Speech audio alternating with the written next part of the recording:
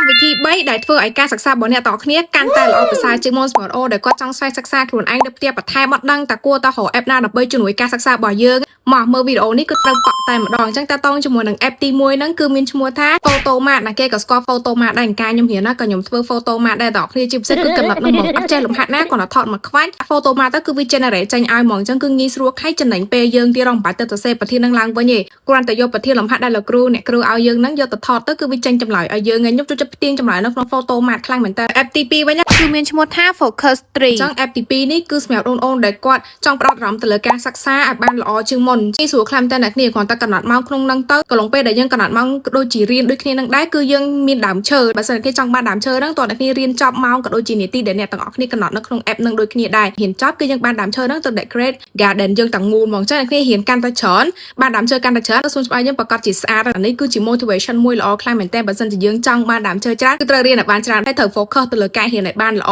ក៏ដូចជាបានយូរជាងមុនដូចគ្នាអញ្ចឹងនៅក្នុងវីដេអូនេះខ្ញុំនឹងណែនាំអ្នកទាំងអស់គ្នាអំពី website មួយដែលមានឈ្មោះថា website EBC អញ្ចឹងសម្រាប់អូនដែលគាត់ចង់ស្វែងសិក្សាបន្ថែមចង់ពង្រឹងការសិក្សានៅផ្ទះអីអញ្ចឹងអ្នកទាំងអស់គ្នាអាចចូលរៀនតាម website EBC និយាយទៅគឺគេមានព្រាតាំងពីថ្នាក់ទី1ដល់ទី12ហើយបើតែកាន់ទៅពិសេសសម្រាប់អូនដែលគាត់នៅថ្នាក់ទី12គេមានកំណែវិញ្ញាសាបដប់នៅក្នុងនឹងទាំងអស់តែម្ដងមានគ្រប់មុខវិជ្ជាហើយអ្វីដែលកាន់តែពិសេសជាងនឹងទៀតសម្រាប់អូនដែលគាត់ពិបាកនៅក្នុងការចាំទៅលើមុខវិជ្ជាទន្ទេដូចជាប្រវត្តិវិទ្យាជាដើមគឺគេមាន audio នៅក្នុងនឹងហ្មងអញ្ចឹងចាក់ស្ដាប់ពេលដែលយើងត្នេអញ្ចឹងទៅគឺជួយការចងចាំយើងបានច្រើនខ្លាំងមែនតើហ្មងមួយវិញទៀតនៅក្នុង website នេះដែរក៏គេបានបង្រៀនភាសាអង់គ្លេសផងជាមួយនឹងប្រាំងផងអញ្ចឹងអ្នកទាំងគ្នាចំណេញខ្លាំងមែនតើហ្មងមានតែ website នេះមួយគឺមាន everything នៅក្នុងនឹងតែម្ដងចំណេញលើចំណេញ website EBC ជា website free អត់គិតលុយទេនិយាយទៅអូនត្នេពេលណារៀនពេលហ្នឹងរៀនកន្លែងណាក៏បានដែរងាយស្រួលហើយចំណេញពេលវេលារបស់យើងទៀតសម្រាប់អូនដែលគាត់រៀនចប់ហើយគាត់មានអារម្មណ៍ថា stress គឺគាត់អាចមកអានសៀវភៅដើម្បីកម្សាន្តអារម្មណ៍លេងបានសម្រាប់ app ទី3វិញគឺមានឈ្មោះថា Minimalist app នេះគឺល្អខ្លាំងមែនតើសម្រាប់អូនដែលគាត់ចង់ធ្វើ to do list សេដាក់กระดาษនំតាវែងឆ្ងាយខាត់ទឹកបិចនេះអាច